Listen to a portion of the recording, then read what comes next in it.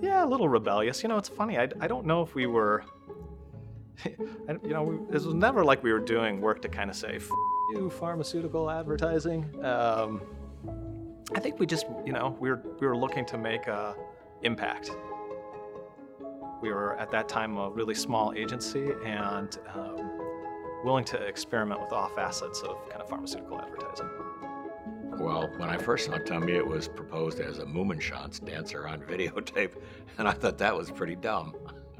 And if you don't know what Moominshans is, essentially I think Moominshans was a Swiss-based puppet theater group. Essentially, Moominshans was a group of actors who would wear elaborate costumes.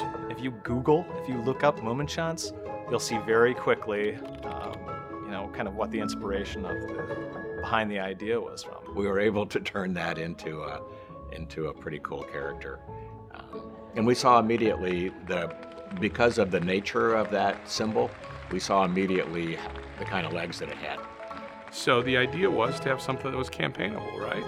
Almost every year, we would find a new thing for Tummy to do. It's checked out of hotels. Driving fire trucks. It's been cradled lovingly by people with face tattoos. It's seen about everything and done about everything. And it got to the point where we didn't even have to mention the name. We could run just a picture of the tummy and get 100% recognition of who that ad was for. In its moment, it created a personality that extended across literally every platform we used with our doctors, and it came at the audience in a way that they had not experienced before. I think it's always easier to get client approval on campaigns when you have an analog of somebody else who's done it. But if you're doing things for the first time, you're creating that analog, and yeah, that makes clients of a heavy regulated industry a little bit nervous. Yeah, it was difficult to get Abbott, a very conservative company, to let one of their major brands be represented by a dog. And the initial reaction to Bix was terror.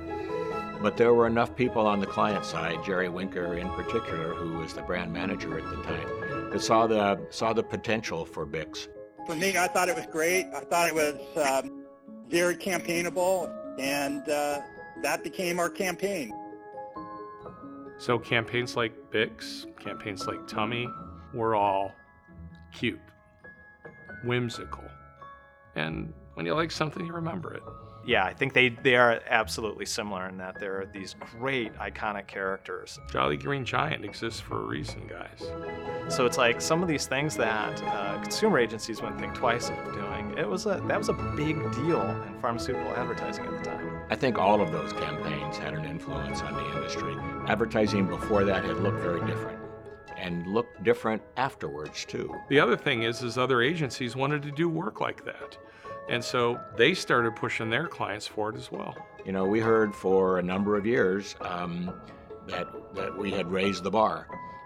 And I think that's the case. It being inducted into the Hall of Fame just recognizes what we all thought at that time, which is like, we're really producing some groundbreaking work in the pharmaceutical ad industry.